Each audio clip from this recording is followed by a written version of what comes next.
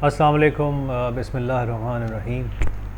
आज जो मैं जिस चीज़ पे आपके साथ बात करूँगा उसका टॉपिक है जेलसी और हसद। अब ये काफ़ी आप समझ लें कि बहुत कॉमन है और बहुत कम लोग होंगे कि जो कभी उन्होंने इस चीज़ को एक्सपीरियंस ना किया हो।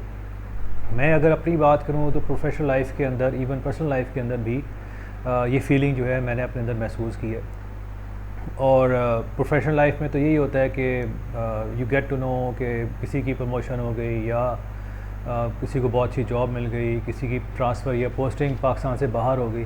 तो वो जब इस किस्म की कोई न्यूज़ आती है तो वो इंसान के अंदर ना एक फ़ीलिंग ऑफ अनईजीनेस और या ऐसी फ़ील आती है कि यार मैं ही पीछे रह गया हूँ, मेरे साथ ये क्यों नहीं हुआ, उसको ये क्यों मिल गया।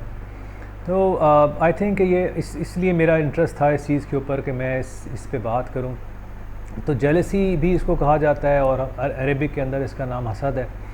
और इसकी जो मेन जो निशानी है वो यही है कि एक एहसास महरूमी या एहसास कमतरी, फीलिंग ऑफ डेप्रिवेशन जो है वो इंसान के अंदर डेवलप होती है। और वो यही है कि भाई ये उसके साथ क्यों हो गया, मेरे साथ क्यों नहीं हुआ।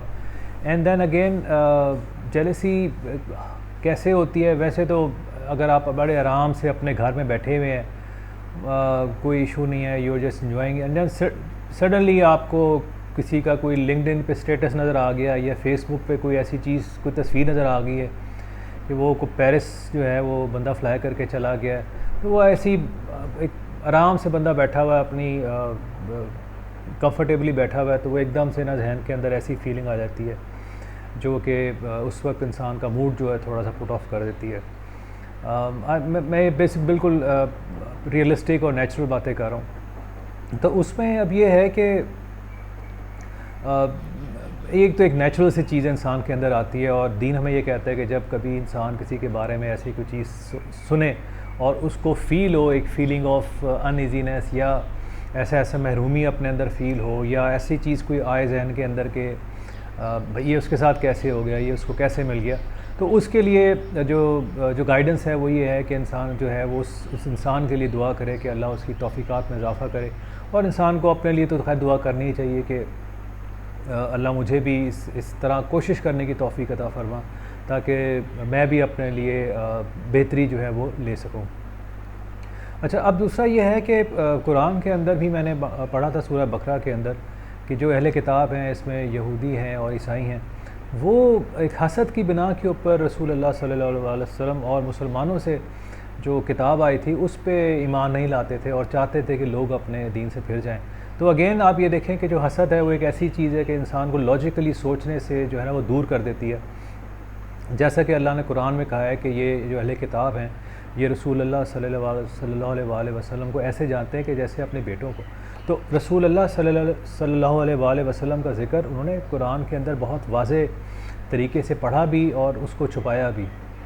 तो जब हसद की फ़ील डेवलप होती है, जो उनमें हुई भी प्रॉब्ली इस वजह से कि जो ये अरब हैं इनके ऊपर एक अल्लाह का आखिरी नबी आ गया और अल्लाह की किताब आ गई है, जो कि हमारे पास पहले अल्लाह का नबी जो उन्हें था कि हज़रत ईसा अलैहिस्सलाम उनके नबी हैं या हज़रत मूसा अलैहिस्सलाम उनके नबी थे, और फिर जो उनकी किताब थी जो दोनों के पास इंजील और तौरात, तो वो उस पे उनको हुआ कि भाई अब ये तो हमारी जो सुपरमेसी है या हमें तो अपना दीन छोड़ना पड़ जाएगा, क्योंकि अब उनके पास एक बेहतर चीज़ आ गई है जिसको अल्लाह ये कह रहा है कि अल्लाह के आखिरी नबी हैं और ये मेरी आखिरी किताब है।